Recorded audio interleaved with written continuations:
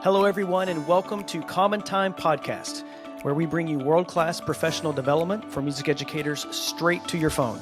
I'm David Klemmer. And I'm John Pasquale. And we are your hosts and fellow music educators. In each episode, we will interview a guest who is an expert in their field, here to provide us insight, strategies, and inspiration to help you elevate your ensemble. Our guest today is Mr. Richard Crain from the Woodlands, Texas, and we are so honored to have you with us, Mr. Crain. Welcome. Well, thank you, David. I'm the one that's honored to be here with you, so thank you. Mr. Crain is a retired music educator with an illustrious 44-year career, serving as a high school band director at Spring and Westfield High Schools in Spring, Texas, and later as the director of music programs in Spring. Mr. Crain is also a past president of the board of directors of the Midwest Clinic, and we are excited to chat with you today, Mr. Crain, about your time with the Midwest Clinic and also just about your experiences as a pillar of music education. John, why don't you get us started? Thanks, David. And also, Mr. Crain, welcome. It's an honor to be speaking to you. Thank you, So John. I'm just going to start things off just about the Midwest Band and Orchestra Clinic that is just around the corner. So how did you first get involved in the clinic? And then also, what has been the most rewarding part of that experience for you over the years? Okay, you don't have time for me to tell you the most rewarding part.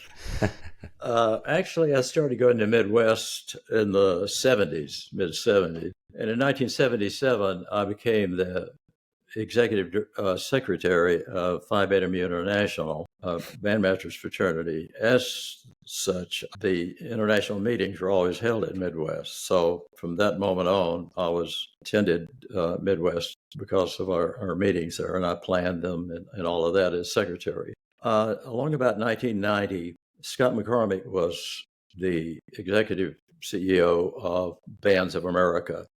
And he wanted that organization to get started into the concert band realm at that time. And so I said, I would really like to be a part of that. Excuse me. The Westfield and Spring directors were very active with Bands of America at that time. And so we started about a 2-year project to design the National Concert Band Festival. And as such, in 1991, I think it was in the summer, we were evaluating the recordings for those that we had submitted audition recordings to perform at the very first National Concert Band Festival at Northwestern University in Chicago.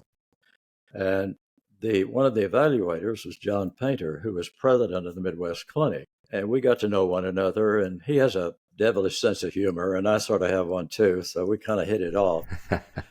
But my wife did all of the tabulation. She had a master's degree in business and English. And I just sat there and punched play and stop. And he was really impressed with her, I think. And suddenly after the next Midwest, 1991, Colonel Eugene Allen, who was a member of the membership committee on the board, approached me after a Northwestern concert that band that John conducted, and said, "We'd like for you to be on the Midwest board." And I was so taken aback, I didn't know what to say. And so 1992 was my first Midwest to attend, and I looked around the table, and there's Ray Kramer and Harry Bijan and Mark Kelly and all of these icons sitting around the table. And after a year or so, John said, "You are a member of the board. You can't speak." I was so intimidated, I never opened my mouth, which was safe. And so he actually appointed me to a committee after a couple of years. And Ray Kramer and I are good friends, and we kind of bonded together. Our wives really loved one another and hung out. And so from that point on, it was magic. That we added people like John Whitwell and Ed Lisk and others who were quite outstanding. It's amazing to me, the connections and the interconnectality. I'm not even sure that's a word, but the interconnection between everybody in the field. There are a few of you that are the patriarchs that we all kind of branch out from, right? There's you, there's Bob Reynolds, just it's so special to see. We're so fortunate to have people in the profession such as yourself to be able to help guide and kind of lead things, and we kind of desperately need it, I would argue. You're very kind. Mr. Reynolds and I have the same birthday, a day apart, same age. He told me that when No kidding. I talked to him. He keeps about a telling me month to call ago. him Bob, and I never call him Bob. That's just very He's funny. too far up the ladder. After 2000, I was elected vice president of the board. I served there about 7 years. Ray was retiring as president after 13 years in 2008, actually 9. And in 2008, we began to have real serious problems with the space we had at the Conrad Hilton Hotel. Mm-hmm. It was, and they were about to renovate the basement where all of our exhibits were, and there were 550 exhibit spaces. They were about to renovate it. We're losing that space, and it was just the conference had really started growing. So we, first of all, the city of Indianapolis invited us to come down and wined and dined us, and they have all the facilities, a wonderful airport, hotel space, everything. And the board molded over, and then a consortium of 4 hotels downtown, the Sheraton and a couple of 2 or 3 others, wanted us to come down and hold the conference there. But all of that facility is underground. And that wasn't real attractive. And then McCormick Place was under construction. The old McCormick Place had been there for many years. So we went out in a hard hat area, and I was chair of the committee to go out and look at it and study it. And immediately it became like, this is really has potential. First of all, it has a lot better performance facility. The International Ballroom in the Hyatt, Hilton, was not really a great performance facility for a venue for all these bands that work so hard to prepare their programs. And the other ballroom, the Grand Ballroom, was taken over by the Jazz. So we were really impressed, and the managers there were very, very cooperative and nice. So Denny Cincinnati, who was owned a music store in Wichita, Kansas, brilliant man, former band director, was really left brain. And he compiled all the notes into PowerPoint and all of those that were available. And we presented it to the board, and it was really a no-brainer decision. John Whitwell said that we would have immediate improvement in just where the bands would play in those ballrooms. So in 2009, I was elected president, and that was our first year in the new facility in McCormick Place West, and it was barely out of the hard hat place. Anyway, I remember that. It still smelled new when we were there. We weren't sure all the electric plugs would work and all that. Well, I remember also when that change was being made, there was those of us that had been going to Midwest in the Hilton. We were a little bit in shock, like, what? We're leaving the place we know. It kind of turned us all upside down. Like, well, what are we going to do? That's way over here, and all that. And now to look back, what an incredible opportunity. Because the new space, once you see it, you're like, okay, this is certainly an improvement from, and I'm sure that it facilitated the growth as well. And kind of talking about that. So what do you believe? So you were one of the ones that was complaining about us going over there. I don't think I was complaining. Not me. Not me. I was for it. Well, the funny thing is, because that out. But we had a lot of old timers who just really were upset at us. Yeah, and I can understand that, the nostalgia, the history of the Hilton, seeing Fennell conduct all those tubas and euphoniums out there, and Merry Christmas, and the history. It was a big decision. I do remember the pushback, and I was actually a very, very young teacher at the time, and I hadn't been to Midwest that many times to even have an argument, but I do remember people being upset because they had their plan. This is the hotel that I stay at. This is where I eat. This all of these different things, and now that shift. But I'm curious, talking about sort of this lasting impact. What do you believe the lasting impact of Midwest on music education is, kind of in the grand scheme of things? What has Midwest done for the profession? Well, I believe that it fills a void that's not there. One of the things that we really concentrate on as a board, and I was really proud to serve on the board, was to be relevant. And if educational mores and strategies and whatever changed, then we needed to change with it and keep up. And I think the board has done a really fine job of being relevant. And the changing populations, all these different factors.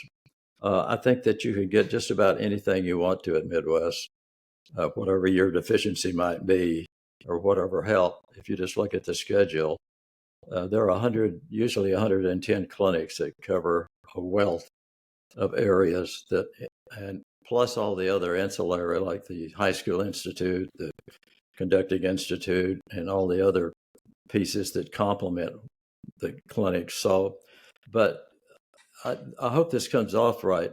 Texas is a huge state. It has a huge music educators association that is the number one advocate in the legislature for what we do. So we've been able to keep music education strong in the curriculum as an important part of the curriculum. A lot of other smaller states don't have the numbers to support that. And this is not a criticism at all. It's just a fact of life. And I think we really fill a void in there where they can come and they might not be able to have access to the same kind of information, relevant information that they get at Midwest. Plus the fact that they get to hear, I'm a middle school director and I just heard the finest middle school band I've ever heard. So I need to reset myself and the inspiration that they can get. So we think that you can be educated and inspired both at the Midwest Clinic. That's kind of a capsulization of it. But over the years, and we've tried to always be sensitive to our constituency and what we do and plan. Two elements of the Midwest Clinic that a couple other members and I are responsible for are small school emphasis at Midwest and small community bands, adult bands. Yeah. We teach a life skill, and there are more community bands being organized now. And I'm a part of one here, the Spring Alumni Band, and I helped a little bit with the Lone Stars Band in Katy.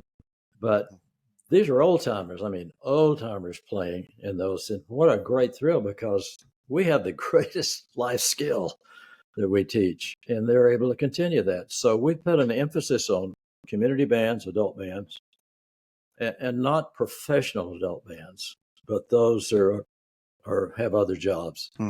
And and small schools. You don't realize it. There are a lot more small schools in the United States than there are the big urban schools, and they're overlooked a lot of times. And we've showcased them in clinic sessions about, okay, I don't have any French horns. What do I do?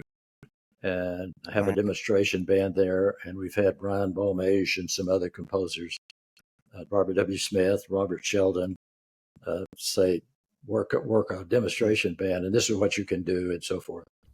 And also let them perform and say, hey, you can have really great excellence no matter where you are, if you're a good teacher and use your resources that you do have. And so those are two that Herman Knoll and I and Tim Lotzenheiser, and Stan Malden is not on the board, but he's helped me with that we have emphasized that. And I'm really proud of those two. In fact, the board, when I retired from the presidency in 2021, I got to do the keynote speech to begin that convention, by the way.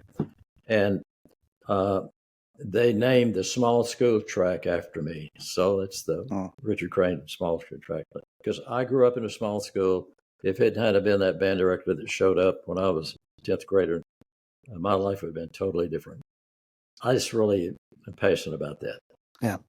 It ties all together because you mentioned earlier Midwest is filling a void for music education, and small schools is one of those areas. Community ensembles is obviously so you guys identifying that and making that a priority through Midwest Band Orchestra Clinic is unique. There's no other organization that's able to do that for us? I had a lady from South Dakota. Think about South Dakota. Yeah.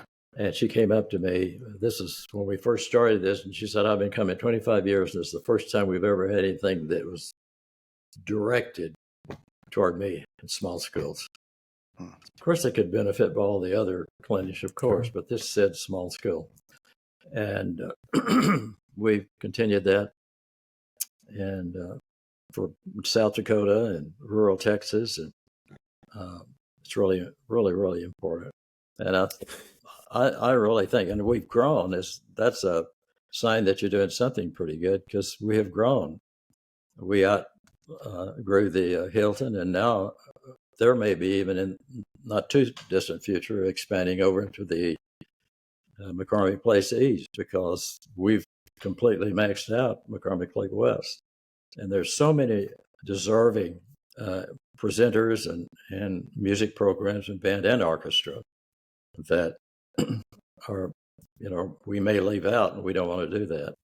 So in 2019, we had, I think, over 5,000 directors. COVID hit us, and so we're trying to recover from that. And we just got an update on our executive secretary, and we were way ahead on pre-registration for the upcoming Midwest next month. I don't know whether that answers your question, but No, I'm really absolutely. passionate about it for what it's done for so many people. Yeah, it's So fantastic. many directors. I'm curious, like you talked a little bit about the history, kind of your getting into Midwest and some of the changes that have occurred. And I know this will be difficult, but could you share one really memorable moment or some interaction that you had, your time at Midwest that just it always stands out in your mind? No. Next question. Well, let me give you 2 or 3, and then you can edit them out. Teresa gave me a little hint on this, and let me just list 2 or 3, and I won't go into detail. 2018, I believe it was, Doc Severinsen visited Midwest and played with the jazz band. Of course, the fire marshal, we had to distract the fire marshal because people were sitting on the floor and everywhere else. And that big ballroom, it seats over 2,000, 2,400, I believe, was packed with people, standing room only. And we decided we wanted to give him an award, Lifetime Achievement Award, and what you've contributed. So Doc Severance is his own personality. So Dick Dunscombe, who's the chair of the jazz committee, and I said, well, we're going to go up. And his manager said, after the lady sings her whatever, you get up there, because you never know what he's going to do. And all through the first part of the concert, he would say, pay attention. There are people that pay attention and there are people that don't pay attention. And he had this shtick, ongoing between numbers. So we got up there and the lady sang, and we sprinted up there. And I had the microphone, but he wouldn't stop. I was talking, and then he saw Colonel Gabriel in the audience, and he started this long conversation about his history with Colonel Gabriel. And finally, he looked at me and said, what are you up here for? And I said, I don't know, sir, but I'm paying attention. And so I got the audience on my side then, and we had a little repartee for just a couple of minutes that I will never forget, and I have no recording of it or anything. And then he finally relented. It came over, and I read the little proclamation and gave him and all the time he was fixing my lapel and fooling around. The next day, he was doing a presentation down to the jazz area, and I went down early, and I do have photographs of this. And he and I had 5 minutes alone, and I will never forget that. We just bantered back and forth. And there are others too. The United States Air Force Band premiered a piece dedicated to my wife, and it was composed of hymns. And Colonel Don Schofield came off the podium after they premiered it, off the podium down to where I was sitting, and presented me with a score, autographed by every member of the band. I'll show Teresa in just a minute. And he did that twice, the second concert also. Just there were a bunch. Yeah. I got to conduct the Battle Hymn of the Republic with the United States Army Field Band. Colonel Jim King invited me to do that. That was, let me say, I followed them through it. And I believe it was last year the United States Marine Band was there, and we had a change of command ceremony, which had never been done at Midwest or outside of Washington, D.C., where the command, the Sousa baton, was passed over to the new Lieutenant Colonel Ron Nowlin, and I got to conduct a march, the Bell of Chicago, on that concert. Yeah. And during the rehearsal, I was scared to death. And Jason, after went through it, he said, pretty special, huh, Crain? And I said, yeah. And he said, I get to do this every day. That's pretty special. One more. So run-through signs were really great for football players. So our B team went down and played a little town south of Belton called Salado, which is now a big, great, thriving community. But it was a really, really small town. And so they wanted to pass a bond issue to have running water, sewer, and all that. So 2 volunteer firemen pulled up a big sign that said, vote for a better tomorrow, vote yes on the bond issue Saturday. So the little Salado cheerleaders had their sign ready, a little tiny sign for the football team to run through. So the football team ran out. They didn't need an invitation. They were ready to go. So they ran out and they headed toward the sideline. And they saw this big sign. It said, vote for a better tomorrow. But they're trained not to read signs, just run through them. So they headed for this sign. And you could tell the firemen were like, stop. And they hit the sign, but the sign was not made out of newsprint. It was made out of solid canvas. So this massive humanity keeps piling up there. And finally they let the sign down and the whole team ran over the sign to the sideline. But the bond issue passed Saturday and it was good going. Perhaps because of that. Yeah. Because of that. You could see that coming. You're like, no. Oh. Well, that canvas is what they make sails out of on ships, Yeah, they're not running through that thing. I'm sure watching that would have been like, you can see it happening in slow motion. Just no. Like, kid after kid is hitting that sign. Wow. Every Friday was an experience in Belton. The other time I involved can I tell you another? Oh, absolutely. So this was homecoming in Belton, Texas. And the Belton High School Band, good or bad, was the center of spirit for Belton High School. And it just morphed into that. And so the students in the band on Sunday afternoon, I would open the band hall for them and they would create a run-through sign for the football team to run through. And it was made up of newsprint. And they would get these huge rolls of newsprint from a newspaper in Waco, and they would roll it out and tape it really well and put holes in it so that wind would go through it. And it got bigger and bigger and bigger. And finally it got to be about 15 foot tall and about 20 foot long. And it would always, the kid in the band was always draw a figure like a M1A1 tank with a tiger driving it, squashing an eagle or a duck or a panther or whoever was playing. So this is homecoming in October, I forgot the year, mid-70s, early 70s. And the kids, we were next door to Fort Hood. And the kids said, my dad can get a smoke bomb and put on top of the pole. And when the team runs through it, we can pull the lanyard, trigger that smoke bomb, and it'll just add so much excitement to homecoming, which for small schools in rural areas, homecoming is a big deal. So I said, no, absolutely not. So we went on the week. They created the sign, and we were at the ball game. The band's in the stand, except these kids that were raising that, and some other kids recruited. And they pulled the big sign up just as the team was getting ready to come on, and there was a big canister on top of the pole. So I said, this doesn't look good. And I went out, and just about the time I got there, well, of course, the team decided they would run through, and they burst through the sign, and they pulled that lanyard, and the smoke exploded. but it's not smoke. It's a chemical Yeah, that's designed to hide armies and tanks. And so it went straight down. And there was no breeze that night, cool, crisp, even. And I just immediately could not see a hand in front of my face. I got out on my hands and knees, and I'm not making this up. And I crawled what I thought was the direction of the sideline. And my head hit the chain link fence. And I got up, and it had cleared just enough that I could look in horror and see that this blob was headed toward the home stands. And people are figuring that out. And the game is being delayed because the referee's looking for me.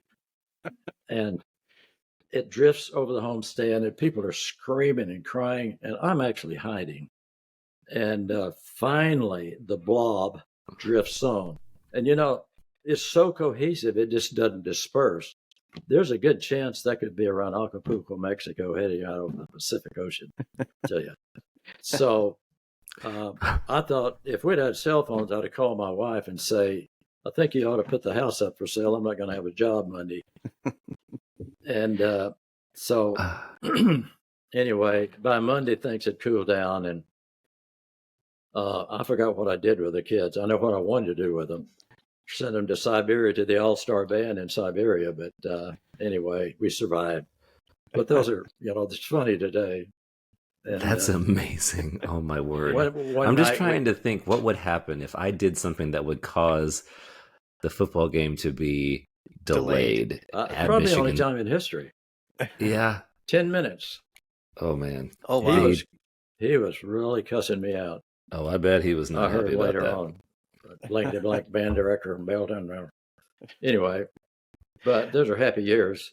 Many other funny moments that are tragic at the time.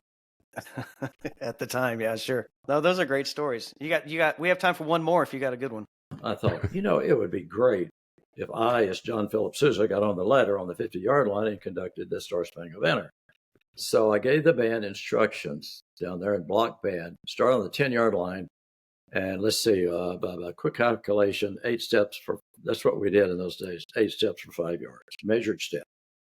So play all the way through the trio of Queen City March, and that'll put you in the 50-yard line, and come up, do a column right, drum major, and be ready, and we'll do the Star Spangled Banner.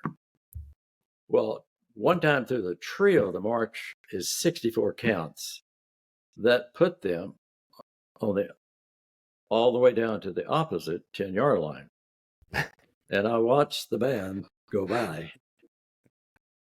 You're like, no. Stop. So I grabbed the ladder. I didn't think about having a kid carry it, and drug it all the way down there.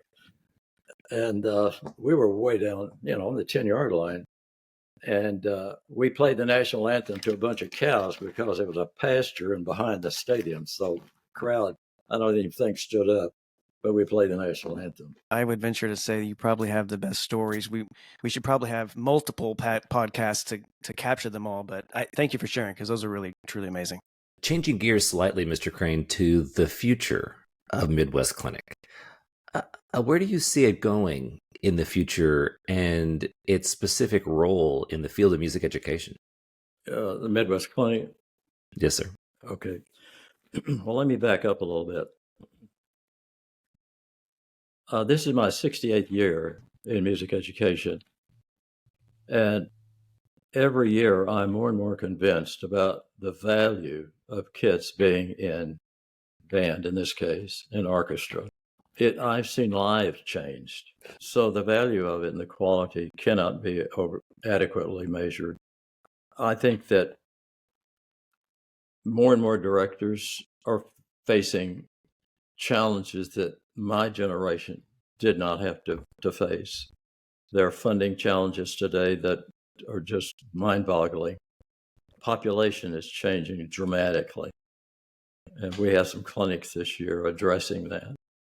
And with that are some cultural changes that parents sort of expect. And I think the Midwest Clinic is on top of that. And It doesn't matter what the culture or the race or the ethnicity is. This appeals to every different one of those in such a way that they understand how it improves their child's life. When you go into a Title I school and there are police in the cafeteria, and you realize that safety is a huge issue. You go down to the band hall, and that's where all the kids are gathered. They're not playing, it's lunchtime or whatever, but that's where all the kids are because they feel safe there, they feel secure there. The social values and interaction with their peers is one of the intangibles that's rarely mentioned. During COVID, a parent called me after 2 months and said, my kids are at home together, 3 of them, and they're going nuts because they don't have their peers to interact with. And that was a great demonstration of the importance of the interaction that kids have with one another as they're building relationships and working together toward a common goal. I may be too idealistic here, but I just believe that those are the things that will inspire us to move forward with this. I think it's the most important, significant academic discipline in public schools. And I was talking to a former principal of a local high school here, and he went on and on without my asking him. He went on and on about the value of what band means to that entire school. And they're the ones, if you find administrators that really understand what their kids need, they're the ones that will stand up and champion how important this academic discipline, and it is an academic discipline. No, absolutely, absolutely. And this is a really good transition because we've been talking about Midwest and your experiences with Midwest and the things that Midwest has done for the profession. I'd like to dig in a little bit just about what your thoughts are now in terms of music education in your own personal career. And I'm curious for our listeners, do you have a lesson that you've learned that stuck with you throughout your career as a music educator, something like you would like to share with our folks out there? It has to be about kids. If we make it about ourselves, that's superficial and that will evaporate at some point. I know of directors who made it about themselves, and I think they're lonely people today. This sounds very pretentious, but I've had 3, I believe, reunions called of the high school band I taught in Belton. I was there 15 years.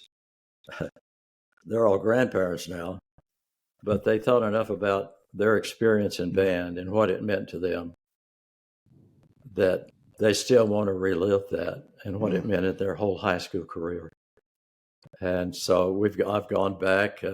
I have some evidence of that, some photos and scrapbooks and so forth. And that's really meaningful. If those people who graduated 50 years ago, 45 years ago, and whatever, still think about that as a positive experience in their life, and that they want to go back and at least meet one another again and express to one another how much that experience meant.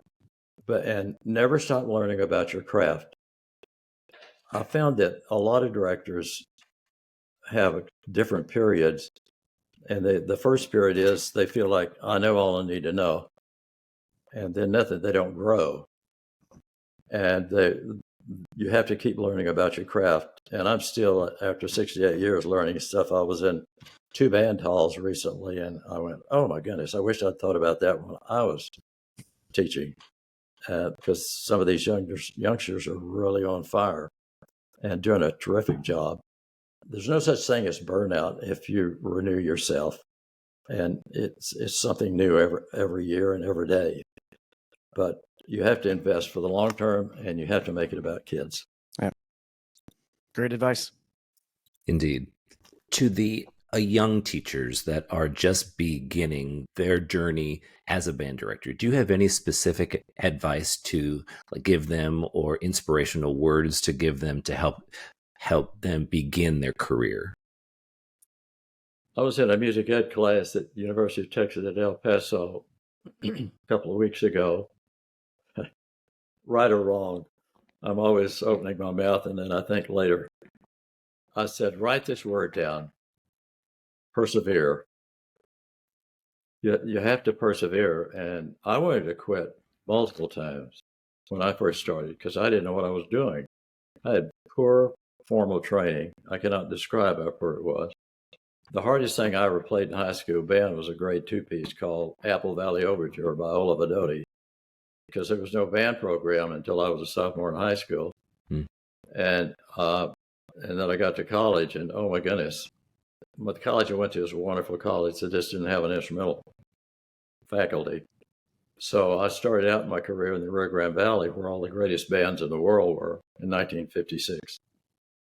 And so I was pitted against them, thinking I knew everything, and I knew nothing. And the first 2 years, I really did. I was on my knees saying, Lord, I can't do this. Then the epiphany moment came.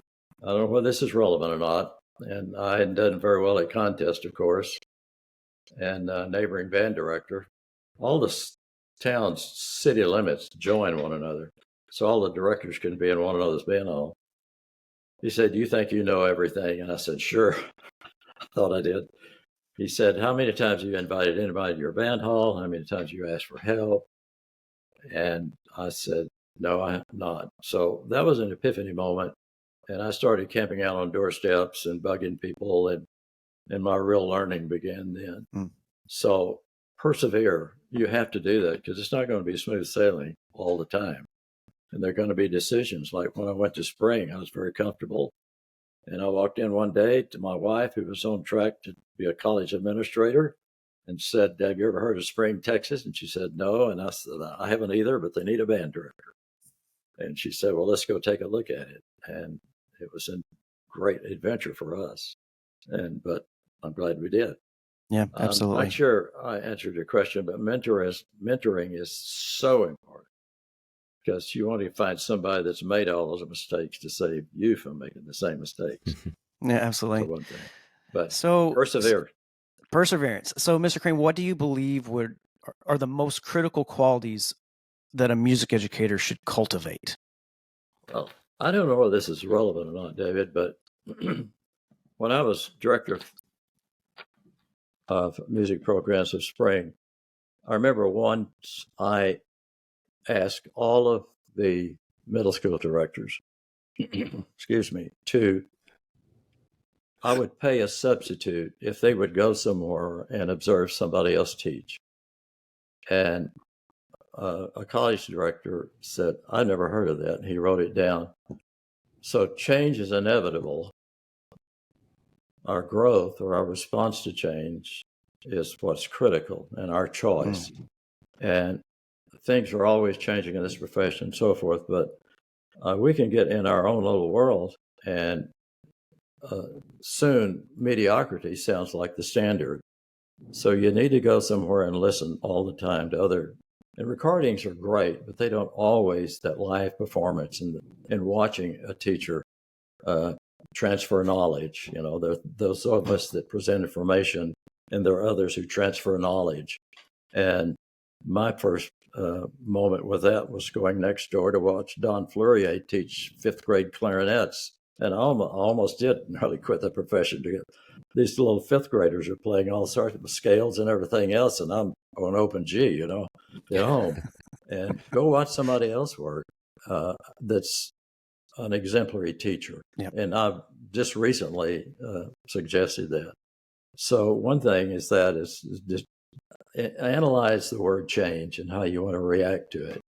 And change is not always bad. Yeah, but absolutely. You can't get caught in your own little band hall and never get out of it. And never, ever let mediocrity become the standard just because you haven't heard anything else or anyone else teach. I hope that makes sense. Yeah, absolutely. It does. Thank you. A lot of directors I've seen do that. They get trapped, especially in rural areas when you're 50 miles away from the next band director or teacher or hamburger joint. Yeah. It's been fantastic speaking with you. Like there's just so much, you have so much history and so much knowledge to share.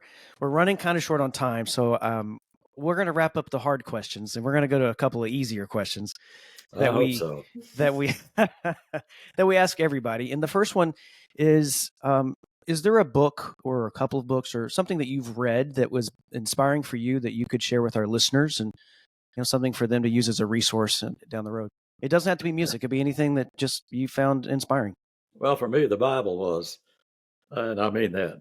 I have a book by Eddie Crain that's general called Teaching Band, but it has a lot of like how to write this letter to this parent or this letter to an administrator.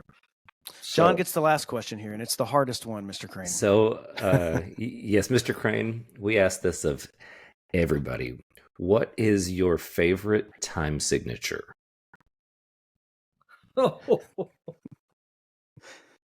Common time, of course. Well played.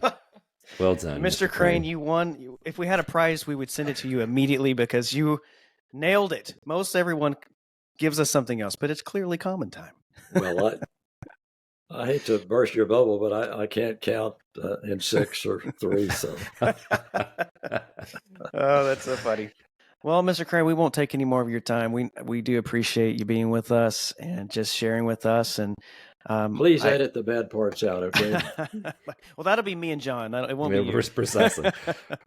So anyway, thanks again for letting us chat with you today and taking the time. And best of luck. I look forward to seeing you in person here pretty soon. In Chicago soon, in a couple weeks. Yeah. Look forward to it. I'll see you in Chicago. And Yes, I sir. can't thank you both enough. My Awesome. profound thanks to both of you. Okay, everyone, that's a wrap for this episode of Common Time Podcast. We hope you gained some valuable insights and inspiration to take back to your ensemble. New episodes of Common Time Podcast drop every Monday. We hope you enjoyed the show. Please take a moment to leave us a rating or review on your favorite podcast platform. It really helps us reach more music educators just like you. And a special thanks to our wives, Jessica and Teresa, for keeping us organized enough to make this happen. Also, don't forget to follow us on your favorite social media platforms at Common Time Podcasts for updates, behind-the-scenes content, and more. Thanks for tuning in, and we'll catch you in the next episode. Keep making music and keep making a difference.